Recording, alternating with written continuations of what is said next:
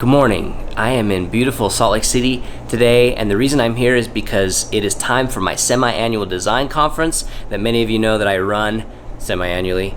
I'm really excited because today is day 2 of said conference, and day 2 means for me a lot less stress, a lot less things to prep and to do, a lot less kinks to work out in the conference, and hopefully I can relax a little bit and do what I really love to do, and that's to get some photos and some video of the conference. And so today, with that in mind, I've got a new toy to play with and to review, sort of, not really a review, more of initial impressions, I guess. And today's toy is the a7iii, which is supposedly one of the best, if not the best, hybrid shooting devices that is on the market right now. And since I will be shooting a lot of photo and video in a very run and gun fashion, I want to see how well this guy does in a truly run and gun sort of way, other than maybe some slider shots and some time lapses on a slider. I'm gonna be doing this all handheld, so that'll be interesting. But the other added dimension here is that I will only be using vintage glass. As many of you know, 24mm is my favorite focal length.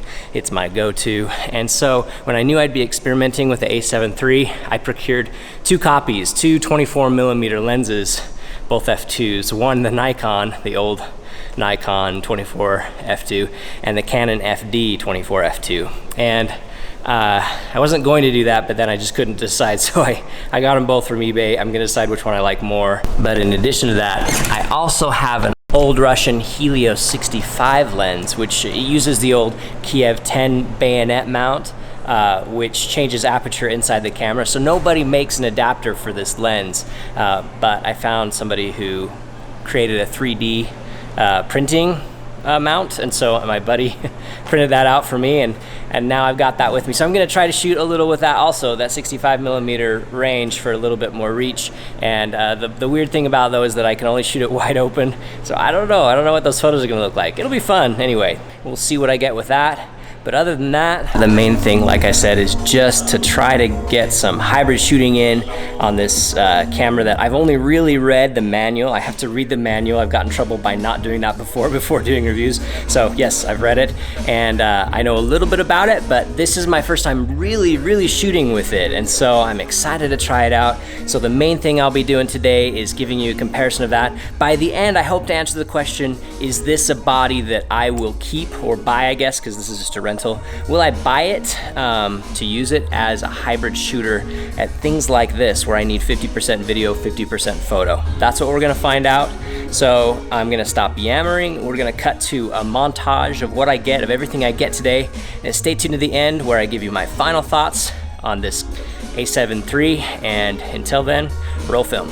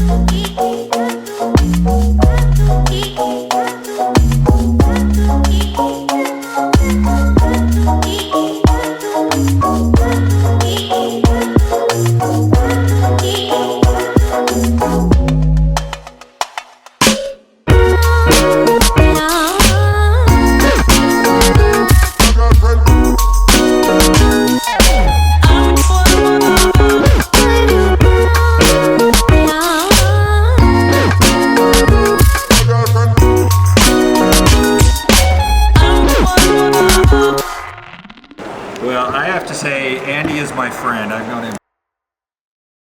So I was actually planning on doing my little post whatever shortly after the conference, but time got away from me, as well did just life. It's been crazy, and probably the biggest thing on my schedule, the thing that's been taking up the most amount of time, is actually all the footage and all the video that I got from between me. We also had a video production company helping us to really get a lot of great content. All I showed you here was what I was able to get, but there's a lot more content, and I had to build a lot of marketing stuff from that, and all of this on the side and my part-time. So all of my YouTube stuff got put on hold, and I'm just now getting through that backlog, which I'm so excited to do. So many good videos coming out.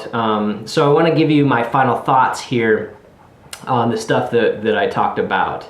The 3 lenses, as well as the Sony a7 III, which, as you see, I now own. I had rented it, as I mentioned earlier, but we did decide that this rocked at events, which I do a fair number of my own events, and this is the camera that I want to use at those.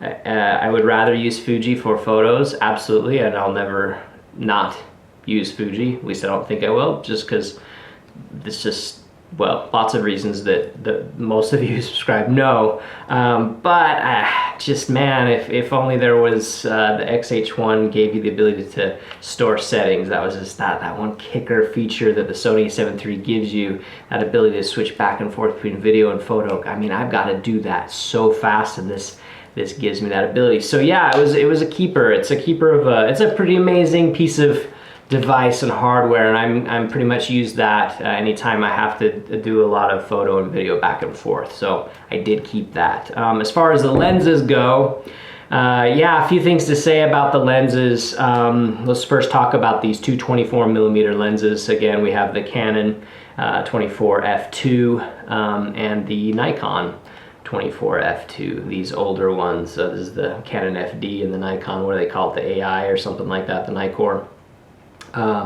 Yeah, clear winner for me, no question, is the Nikon. And the reason for that is because I shoot wide open quite a bit with 24mm. I love to get nice and close with a 24mm and get that bokeh and that wide field of view. I love those shots, and the Nikon's sharper. A lot sharper wide open than the Canon is. Canon is not one that I would shoot at f2, unfortunately, and it may just be this copy. Haven't done a lot of research, but probably not. I'm guessing not, because it's in pretty good shape. So there's always a chance for that. But anyway, I decided to keep the Nikon f2 version for when I manually shoot on the a7 III. I probably will even try to shoot this on the X-T2 adapted, just because I like it a lot. It's fun. But yeah, anyway, just did better. You will probably notice that a lot of the images were soft. That's the one criticism I have with the Sony a7 III. It's not near as nice. The focus peaking on the Fuji system it's the best in the business, in my opinion. That focus peaking just gives you just exactly the right data. It's very rarely off. I've only experienced it being off with like the Rokinon 12mm. I've noticed that it's that fisheye lens, it's been a little bit off, and a lot is because everything is basically, it shows you everything is in focus when that's not always the case. But with these guys, yeah, it's misleading, and I don't even use the peaking anymore. I rely on just zooming in to get that critical focus now, because the peaking is not reliable. So a lot of those images were soft, unfortunately, but overall, good thing they weren't critical. As you notice, we had Lang there helping to photograph, which is great. He was able to capture the critical photos. So anyway, this is dusty, but just bear with, because I want to give you a tight look at this one.